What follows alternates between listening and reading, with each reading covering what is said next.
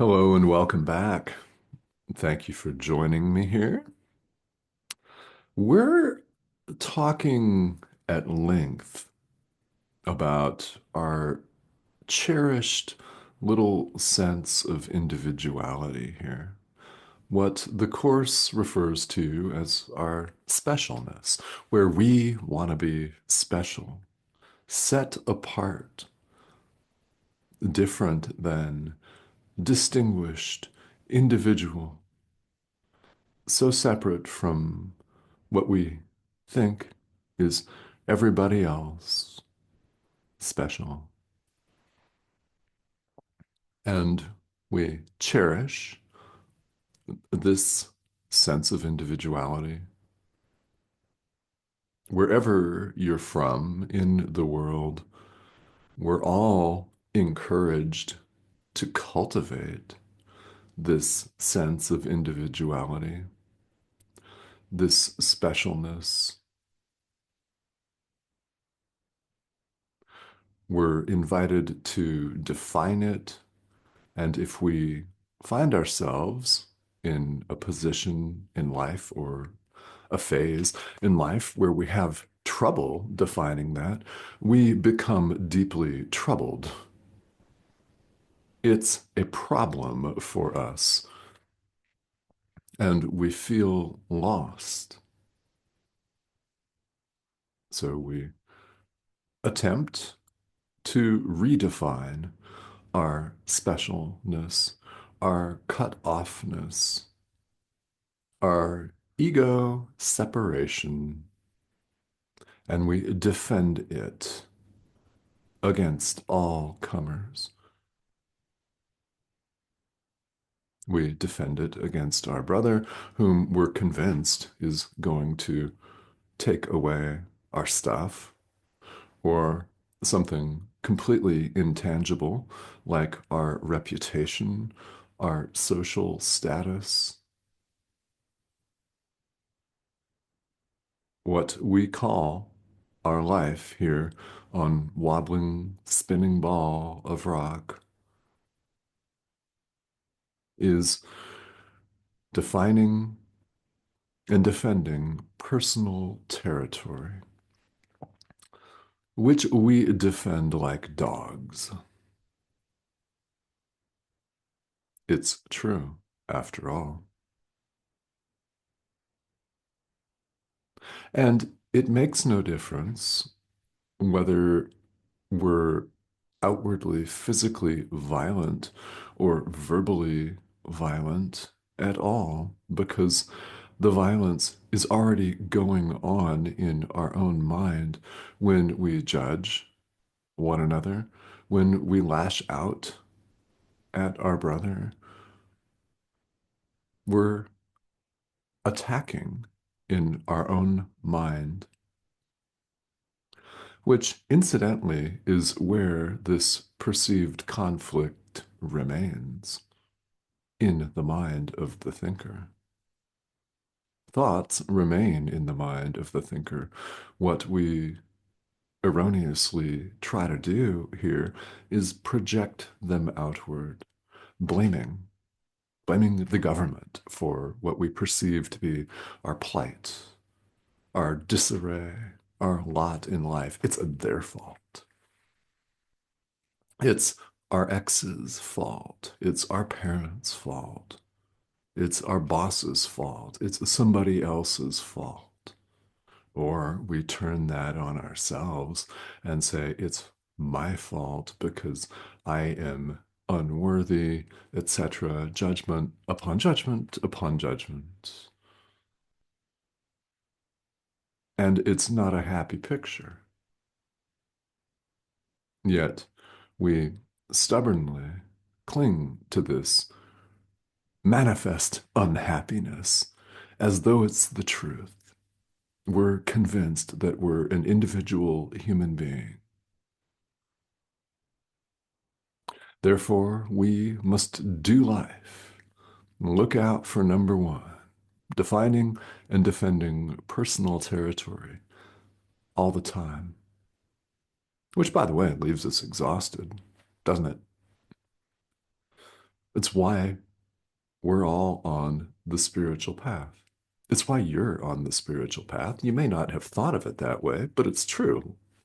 Let's go a little further with this.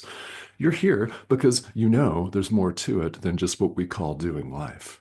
Defining and defending personal territory, believing that we're individual self sustaining survival units, going forth, checking our email, eat, drink, sleep, check more email, pay a couple of bills here, clean the house maybe here, procrastinate cleaning the house here, feed the dog, maybe go for a walk or something, rinse, repeat, get up the next day, do the whole thing over again. Yeah, there's more to it than that. You know this. We all know this. There's more to it. There's more meaning, more purpose, more all of it than just meeting the needs of physical organism over here. You know that. That's why you're interested in spirituality. So welcome to A Course in Miracles. Yeah, you've come farther than you think. I invite you to stick around. The ego does not want to hear anything that this broadcast puts out there. Let it resist, then it will resist. Keep listening. All resistance is the ego. What is said here may not land really softly and comfortably. Think about it this way. Who ever changed comfortably? Exactly. We've become so accustomed to defining and defending personal territory that the mere thought of setting that aside can be really frightening. I get it. It's part of the spiritual path. You have more powerful guidance and assistance than maybe you imagine. And I hope you imagine quite a lot. And I hope you're experiencing this guidance a lot. It's coming to you right now from the Holy Spirit, our inner teacher.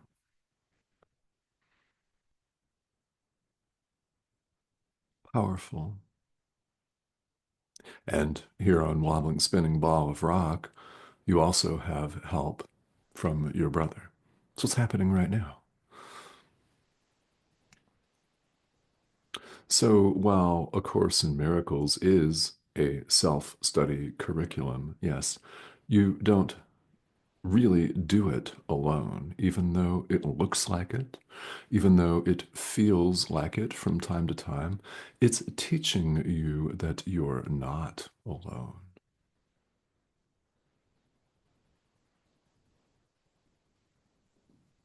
You're not.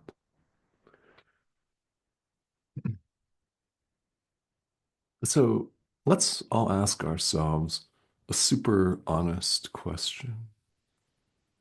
Isn't that exciting? Ready? How's defining and defending your personal territory working out for you? Are you completely peaceful? Are you experiencing the peace of God and nothing else? No? Okay. Then we would all do very well to pay attention here. We cling to this sense of individuality bitterly. I mean, we're even willing to what we call die in order to preserve our precious sense of separate self.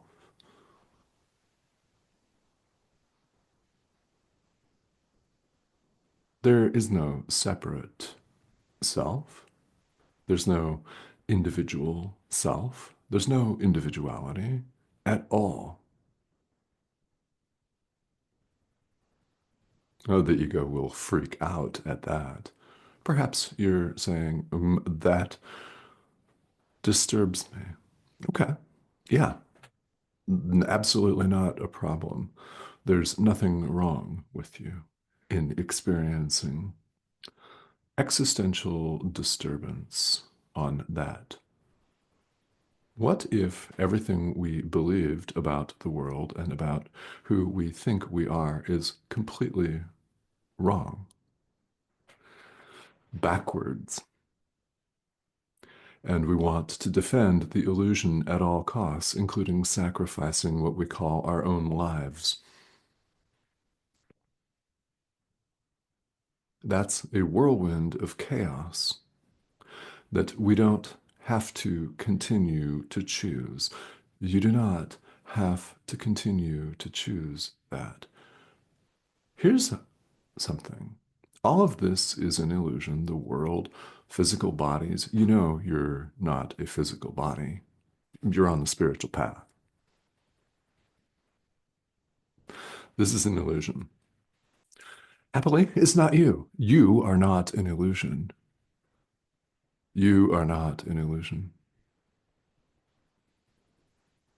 Well, you're not a body. You know that.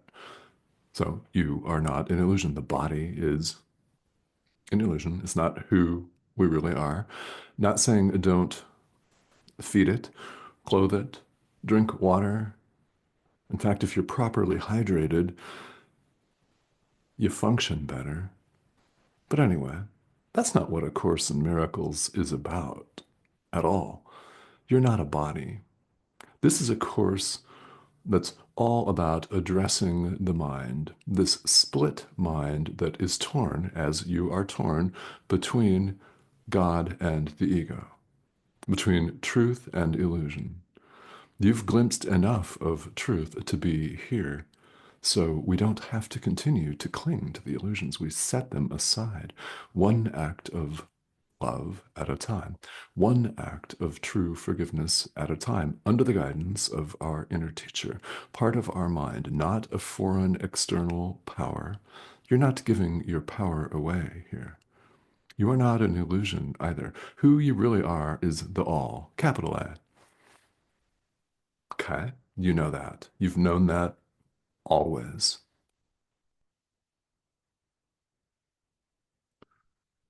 God extends himself. Like extends like. We are the Son of God, singular and all inclusive. Son of God does not simply refer to the historical Jesus. And that's the meaning that it appears to have here in, well, in most circles here in the world. It's all inclusive, all encompassing, singular and one. Like extends like. Thoughts remain in the mind of the thinker. We're the thought of God, by which we're actually known here in A Course in Miracles. You've always known this. You've always known this. Doesn't mean you have to jump for joy upon hearing it. The ego certainly isn't jumping for joy upon hearing it. In fact, it wants to attack you. It is vicious.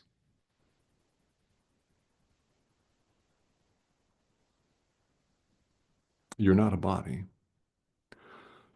You're one with God, as I am, as we all are. So, how do we come to see this? Changing the way we look at things.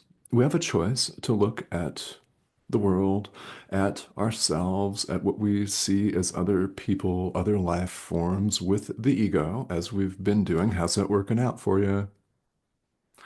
Or we have the choice to see it with the Holy Spirit instead. See it with Jesus instead. See it with whatever you want to call it instead. We can look with our inner teacher.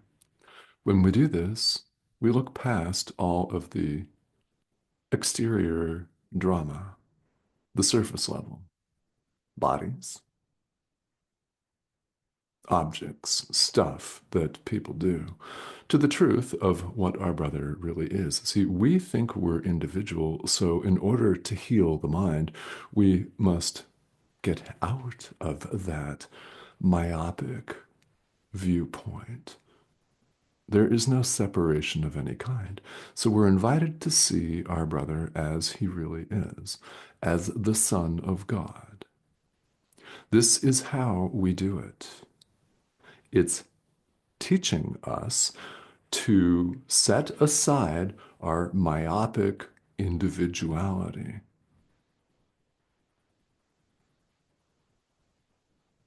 We find our salvation in seeing our brother as he really is.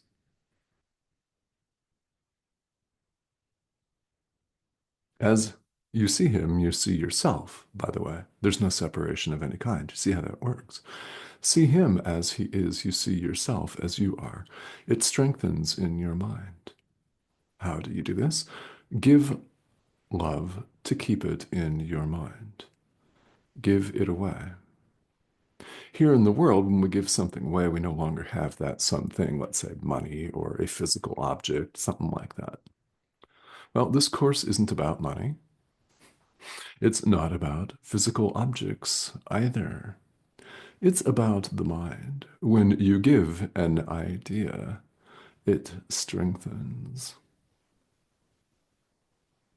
So, completely the opposite of the way the world sees it, here in the course we learn and you put into practice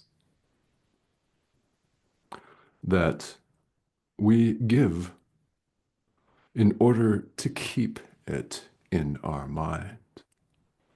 Give love to keep it in your mind. Extend forgiveness to your brother to keep it in your mind. You're forgiving yourself. You're loving yourself. There's no separation of any kind. So we learn little by little, as gradually as we need it to be, to adopt this point of view, to look at everything with the Holy Spirit. See it for what it is. See your brother as he is. Can this be real challenging to us? Oh, yeah. Oh, yeah. Because here's the deal. What if your brother's doing something that you don't like or that you find utterly and completely self-centered, repugnant, and wrong? You're welcome to use stronger language than that. You know what I mean? Because we all experience this all of the time. All of the time. So, what that is, when we're disturbed, when our peace of mind is disturbed in any way by anything that we experience, anything at all that is not wholly and completely joyous, our natural state, and you know that, anything that is not wholly and completely joyous is an opportunity for us to forgive. So we become aware of as many of those as we can. So you recognize them when you remember to recognize them for what they are, extend forgiveness under the guidance of the Holy Spirit. Now, here's the thing where a lot of people protest because they want to keep the ego. Let's call it exactly as we see it, right? This course doesn't mess around. You don't deserve to be messed around with, by the way. I mean, haven't we done that to ourselves enough? Yeah. We have this power of choice, and we keep exercising it in favor of our false sense of separation.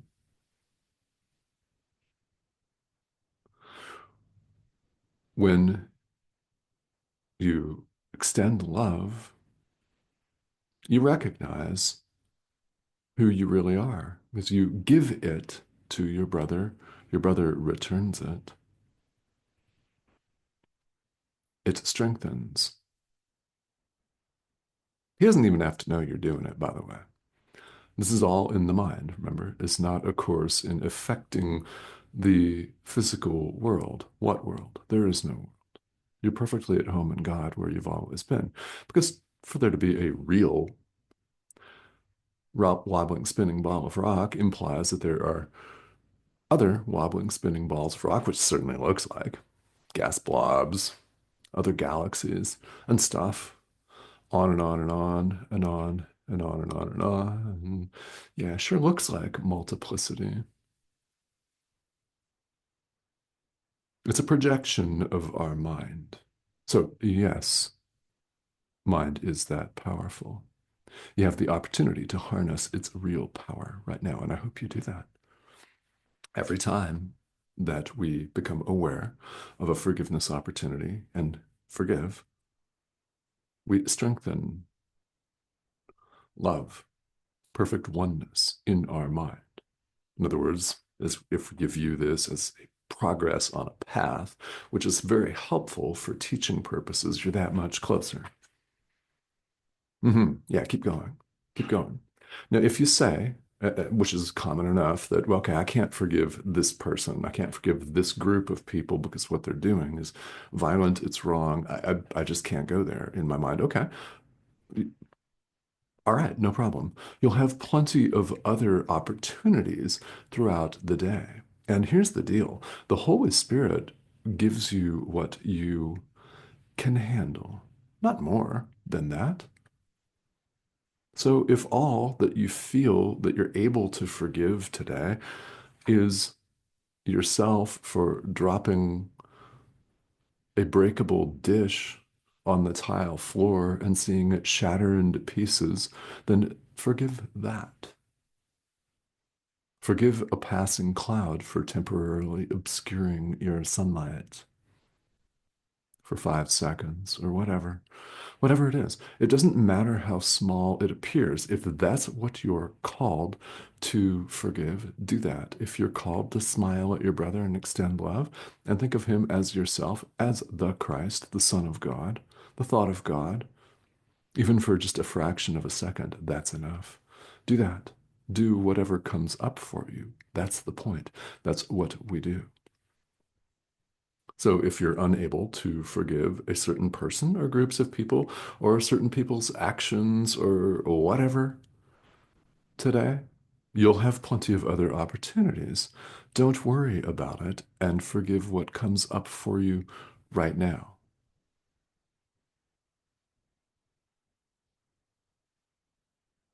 So we all appear to be here because we've been defining and defending this personal territory, and because, like it or not, and unflattering as it is to hear, we've wanted the ego to be the truth. We have wanted our specialness to be the truth, and it has hurt us bitterly. Has it not?